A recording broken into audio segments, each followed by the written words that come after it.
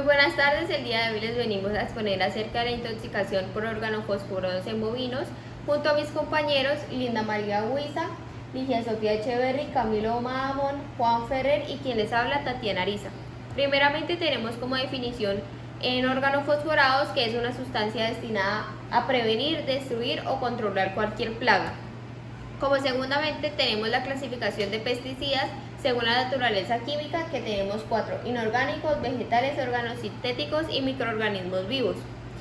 Siguiendo con esto tenemos otra clasificación toxicológica en las cuales hay 4 igualmente: extremadamente tóxicos, altamente tóxicos, medianamente tóxicos y ligeramente tóxicos.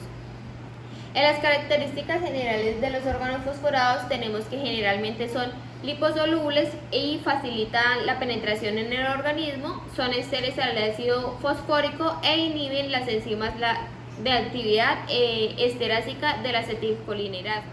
Acá tenemos el esquema del proceso fisiológico neuromuscular durante la estimulación. Vemos que la acetilcolina se libera desde la membrana presináptica, se une al receptor postsináptico y se activa rápidamente y es degradado por el acetato y colina. Aquí se da la acción de la acetilcolinesterasa mediante la hendidura sináptica. Entonces tenemos que los organofosforados inhiben una enzima que es la acetilcolinesterasa, estimulando los receptores postsinápticos, principalmente los muscarínicos. En el mercado hay diferentes productos para los organofosforados. Acá tenemos un ejemplo que se llama malationa para el adulto bovino y se utiliza de 50 y 200 miligramos por kilogramo en una dosis mínima atóxica y una dosis mínima tóxica. Inhibe las carboxiliesterasas, dándole un efecto neurotóxico diferido a la generación de acciones y desmielinización de nervios periféricos. También tenemos el paratión adulto que se utiliza de 50 miligramos por kilogramo en una dosis mínima tóxica. También está el triclorfón de 50 y 75 miligramos por kilogramo en el adulto, tolerado cuando se fumiga a 1%. Y en el otro lado tenemos otras 4 dosis más. En la toxicación ética tiene varios aspectos. Uno de ellos es la exposición que ocurre mediante la inhalación, ingestión o vía dérmica.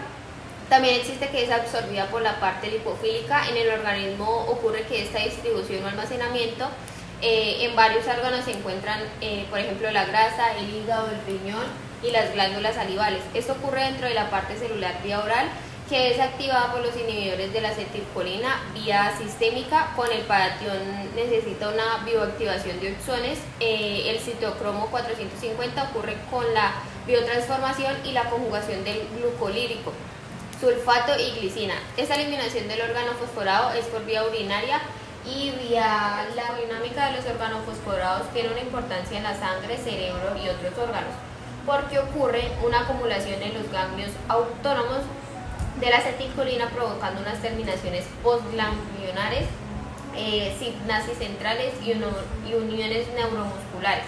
La acetilcolina estimula los receptores muscarínicos y nicotínicos en varios órganos muscarínicos. Están los ganglios autónomos, el sistema nervioso central, el corazón y las glándulas salivales, y también el músculo liso. En los nicotínicos, los ganglios autónomos, musculoesquelético y sistema fosforados, existen 2 tipos de enzima que bloquean la acetilcolinesterasa. Uno que es la acetilcolinesterasa verdadera, que normalmente es la acetilbetametilcolina, y las terminaciones colinérgicas y sangre ocurriendo una unión mioneural. Y existe otra enzima que es la pseudocolinesterasa, que está compuesta por butiryltiocolina, que está dentro del hígado y el encéfalo. La patología neuromuscular de la intoxicación de organofosforados primero ocurre con la activación e inactivación de la oxidación para oxo, inhibiendo las esterasas, y estas interacciones tóxicas tienen una presencia de fármacos como la promacina, y si se aplica ese fármaco aumenta la intoxicación. Y si llegamos a la parte neurotóxica, esto ayuda a retratarse de 1 a 2 semanas después de la neuropatía distal, ocurriendo una debilidad de ataxia debido a que ocurren muchos polineuritis con parálisis flácida de músculos en las extremidades de los bovinos. Acá. Siguiendo con la fisiopatología, tenemos una degeneración actual ciática y en la médula espinal esto ya es una desintegración de la mielina. También en el corazón ocurre una cardiodepresión con una dosis dependiente bloqueando la aurícula ventricular y una sistolia ventricular a nivel muscular. También ocurre unos daños provocando una rabdomiólisis como resultado de la hipotonía muscular, temblores, convulsiones en los músculos extensores, músculos de la mandíbula, cuello y espalda, y la acción de la colinesterasa tanto en vivo como in vitro. En un examen de laboratorio, una muestra de sangre se puede someter a pruebas de la inhibición de la colinesterasa para un diagnóstico mejor.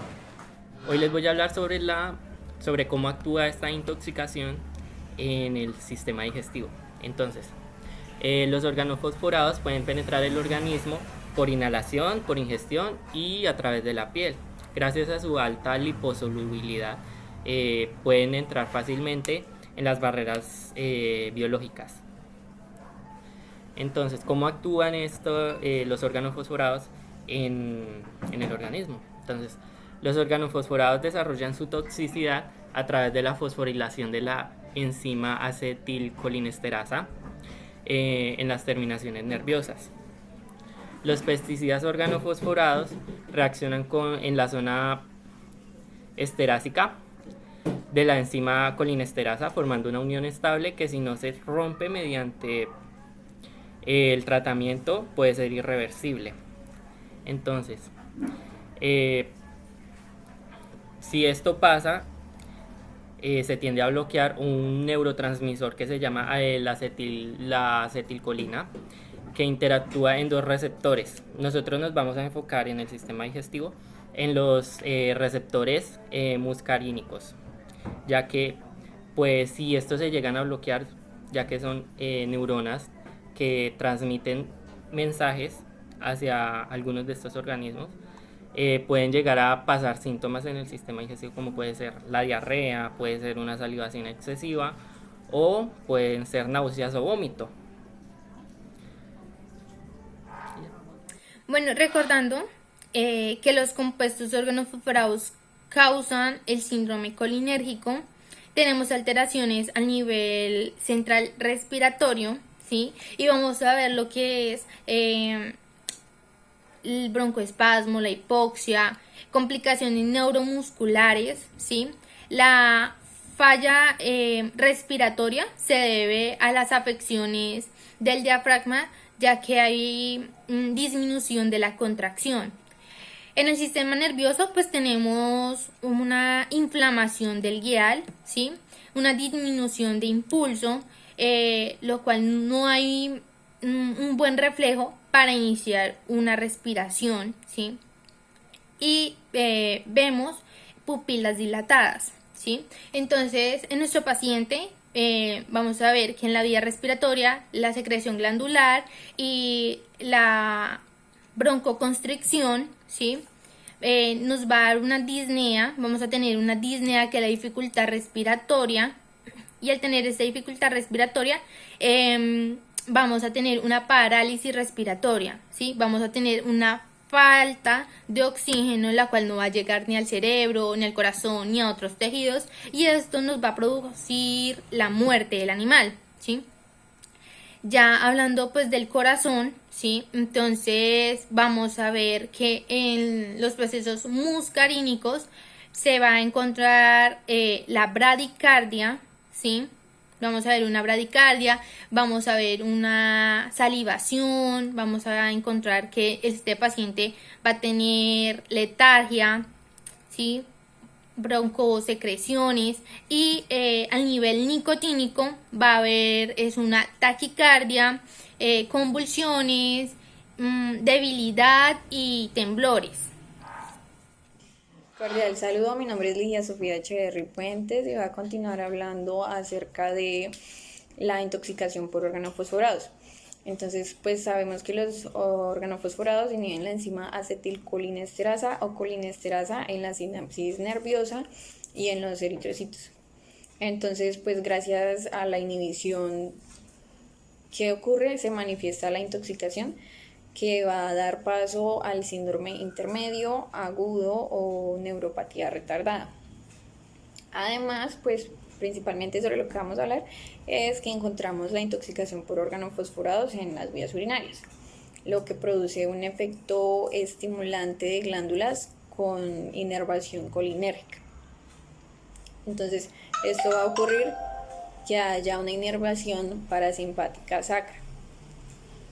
Las vías entonces parasimpáticas van a presentar dos orígenes, uno craneal que va a ocurrir en el tronco del encéfalo o nervio vago y uno espinal que va a ser en la médula sacra. Entonces vamos a hablar sobre el espinal.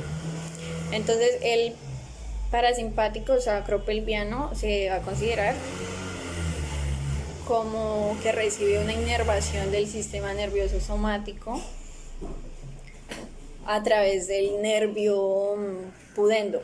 Este nervio pues es responsable de las contracciones musculares que intervienen en el control de la micción e incluso la defecación.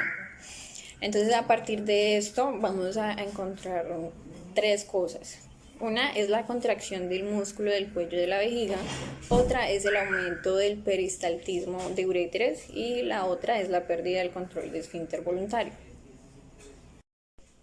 Entonces en estas tres tenemos que pues en la contracción del músculo del cuello de la vejiga va ya a ocurrir la inhibición de la acetilcolina y el neurotransmisor actúe, haciendo que pues los músculos se contraigan y aumente la presión de la vejiga y causando la micción. En el aumento del peristaltismo de uréteres, pues la peristalsis es el proceso en el que ocurre una serie de contracciones en el tubo digestivo y en los uréteres. Esas se llaman ondas peristáticas. Entonces, pues al ocurrir la inhibición va a hacer que aumente la cantidad de ondas que hay. Y en la pérdida del control de esfínter involuntario, pues continencia y pues va a generarse debido a la intoxicación que el músculo no logre la contracción y ocurra la pérdida involuntaria de orina. Bueno, yo voy a hablar sobre la sintomatología, el diagnóstico y el tratamiento. Bueno, en la sintomatología podemos encontrar que es el resultado de la acumulación de acetilcolina en las fibras parasimpáticas, en los ganglios y en las placas neuromusculares. En los signos podemos encontrar tres tipos de signos. El primer signo son los signos muscarínicos, que por lo general son los primeros que se manifiestan en el cuerpo, que consiste en hipersalivación, lagrimeo, sudoración, secreción nasal, diarrea, vómito y también broncoconstricción. El segundo signo son los signos nicotínicos, que consisten en fibrilaciones musculares, debilidad y parálisis. Y por último podemos encontrar los signos centrales, que incluyen nerviosismo, ataxia y convulsiones. Estos pueden ocasionar una muerte por insuficiencia respiratoria y paro cardíaco. En el diagnóstico se basa fundamentalmente en los efectos muscarínicos, que fueron los que anteriormente hablamos, que era lo de vómito, diarrea y esos, que están juntamente relacionados con el dosaje de la colinesterasa sérica, cuya actividad se espera encontrar disminuida. Ya en el tratamiento podemos encontrar que normalmente se suministra atropina con el fin de disminuir los efectos muscarínicos. Se suministra por vía endovenosa o intramuscular, pero se aconseja que 2/3 de la dosis administrada se administre por vía endovenosa y el restante por vía intramuscular. Y ya la dosificación en bovinos se estipula que es de 0.15 miligramos por kilogramo al 1%. Esto sería todo, muchas gracias.